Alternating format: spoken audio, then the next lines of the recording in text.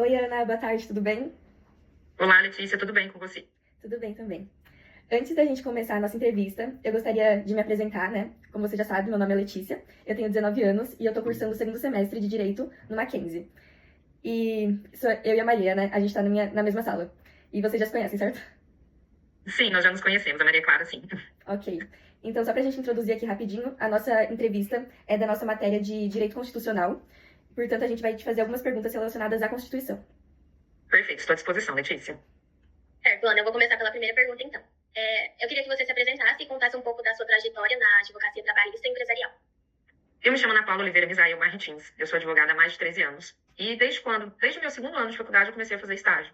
E eu sempre tive uma paixão muito grande pela área mais de empresas, como se fosse uma assessoria. Eu trabalhei em escritórios que já fizeram isso, né? E foi aí que surgiu a minha paixão.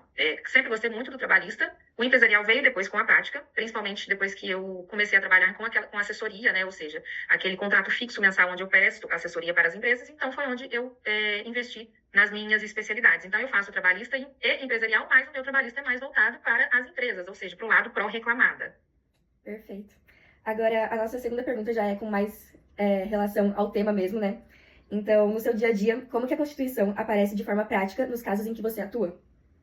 A nossa Constituição Federal, ela é tudo, né? Ela é a base, de fato, é a base da nossa legislação. E não só, como que eu te digo, não só no ensino. Ela, de fato, é a base para todas as demais legislações e códigos que a gente tem no nosso meio jurídico.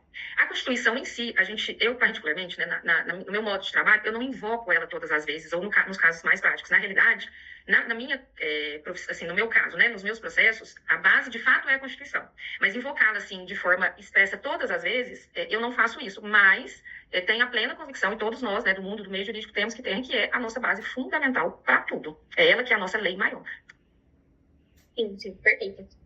Vou te fazer outra pergunta agora. Na Constituição de 1988, ela garantiu muitos direitos sociais e trabalhistas, né? Quais desses dispositivos você vê sendo mais aplicados na sua prática? A Constituição de 88, ela regularizou, digamos assim, o que já tinha muitas previsões que a gente já tinha lá na CLT, né, que é de 1945, se não me engano. Ela já é mais antiga, só que a Constituição de 88, ela veio para resguardar. Então, assim, todos os direitos trabalhistas e sociais, eles estão ali. Como, por exemplo, salário mínimo, licença maternidade, FGTS, 13º, férias.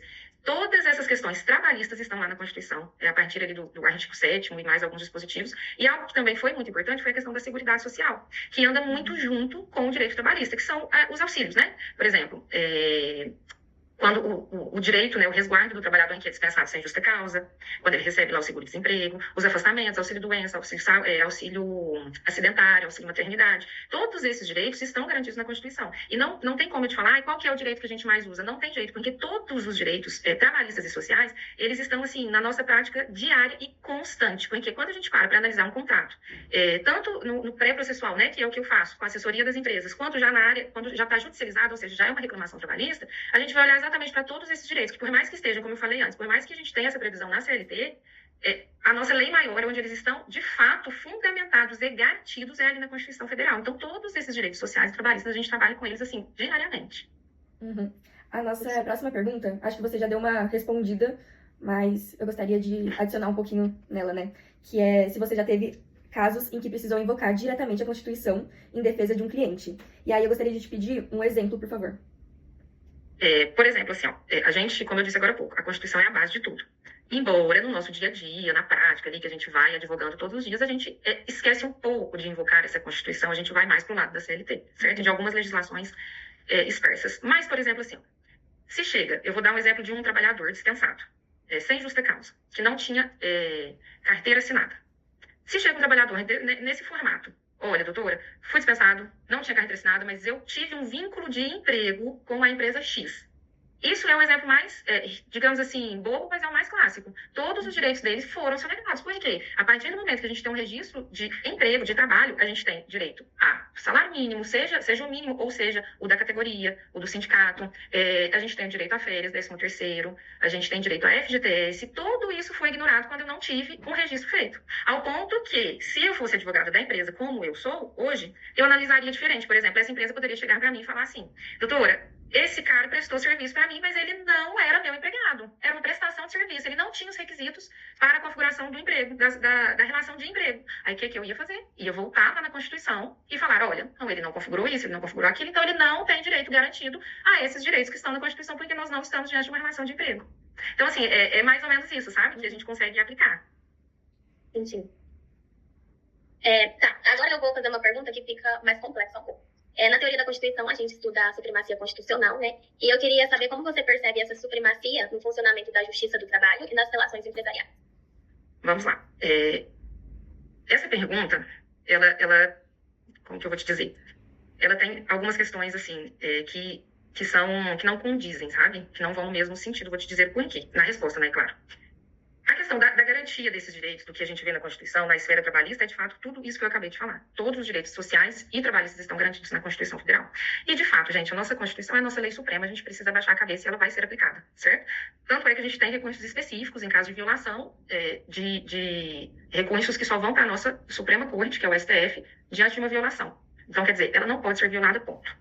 Porém, a questão empresarial, ela fica um pouco assim, pelo seguinte, lá na Constituição a gente tem a previsão o livre direito, né, de empreender, autonomia, de ser autônomo, a livre iniciativa de uma atividade econômica, mas nós temos também essas questões trabalhistas.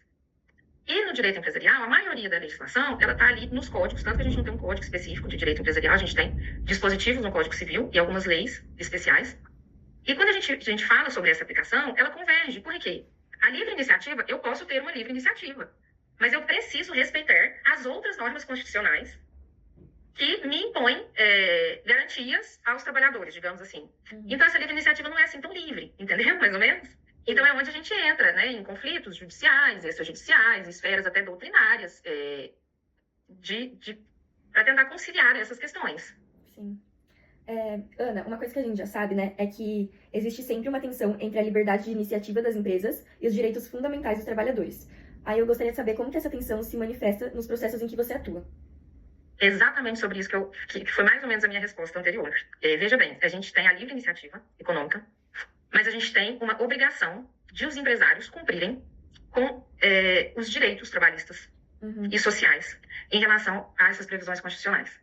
Então, a prática disso, essa tensão prática, é o que a gente vê dentro da Justiça do Trabalho, é o que a gente vê nos processos. Ou seja, o reclamante falando que ele tem direito a isso. Eu tenho direito a isso porque eu trabalhava assim, assim, assado, e o inciso X do artigo 7º da Constituição me garantisse isso. Aí eu vou lá e vou falar, não. O advogado empresarial, por exemplo, não. Você não tem direito porque não era assim, não era assado, isso. Então, assim, é exatamente neste aspecto que existe essa tensão. É o empresário tentando diminuir ali, porque a carga, gente, é muito grande. O Brasil, a gente é um país onde essa legislação trabalhista, ela é muito protecionista, ela é extensa. Então, o empresário ele precisa cobrir muito financeiramente, muitas despesas para que sejam garantidos esses direitos dos trabalhadores. E aí é onde, na minha opinião, né, fica essa questão da livre iniciativa. Será que ela está tão garantida assim como os direitos do trabalhador estão? Entende? Sim. Sim.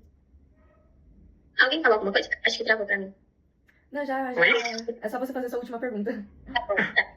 Então, Ana, para fechar, eu gostaria de saber, na sua opinião, da Constituição de 1988, se ela ainda atende bem às demandas do mundo do trabalho e das empresas hoje. Ou você acha que precisa de uma reforma constitucional nessa área?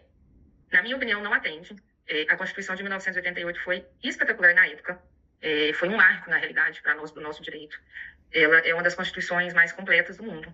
Porém, hoje, para os anseios da sociedade, como eu falei, né, anteriormente, em relação às questões trabalhistas e sociais, a gente precisaria rever. Porque é um modelo que na minha opinião, já não se aplica mais e não se sustenta. Né? E a questão prática, assim, disso foi a reforma trabalhista. A reforma trabalhista alterou, na realidade, alguns dispositivos da CLT que foram significativos, que, na minha opinião, foram muito bem alterados. A aplicabilidade seria espetacular. E não no sentido de tirar garantias dos trabalhadores, não, mas no sentido de ser mais equânime, para que o empreendedor, para que o empregador possa exercer, de fato, seu direito constitucional de livre iniciativa. Porém, na prática, quando ela foi sendo aplicada, essa reforma, ela foi sendo alterada no próprio no próprio judiciário. As próprias decisões judiciais foram extirpando a aplicabilidade dessas alterações dentro da nossa CLT. Então, assim, na minha opinião, eu acredito sim que uma reforma, analisando hoje a nossa vivência de hoje, a nossa realidade de hoje, pesando também, porque na época, em 1988, foi-se pensado muito e corretamente no trabalhador, naquilo que era necessário na época para que tivesse uma garantia, né? Tanto é que essas garantias não foram advindas de forma, digamos, à toa, não, tiveram justificativas. A gente tinha um contexto trabalhista muito diferente, né? Da força da exploração da força de trabalho. Hoje, o nosso mundo é diferente. 1988 para 2025, né, a gente já está aí com 37 anos de Constituição, então eu acredito sim que uma revisão seja muito bem-vinda, principalmente nesses aspectos. Para você, então, tem uma dificuldade de aplicar os direitos sociais, de efetivar eles? Na realidade, assim, os direitos trabalhistas e sociais, eles são aplicados, mas eles são sempre em prol do empregado. Entendi. Eles são, na sua maioria, em prol do empregado. E aí, nesse aspecto, o empregador, ele fica meio que aquém, né? Porque ele tem, né, o direito de livre iniciativa, porém, ele tem que respeitar todos esses direitos. Então, quer dizer que para ele, a carga, tanto a carga tributária, tanto a carga social, tanto a carga de cumprir com essas obrigações, digamos assim, trabalhistas, ela acaba sendo mais, exigindo muito mais deles do que de fato deveria. Perfeito, Ana. Acho que é mais isso mesmo nessa entrevista, né? Ana, queria te agradecer por você ter tirado o seu tempo, né, pra gente e trazer um pouco do seu conhecimento. Ficou tudo bem claro. E é isso. Muito obrigada.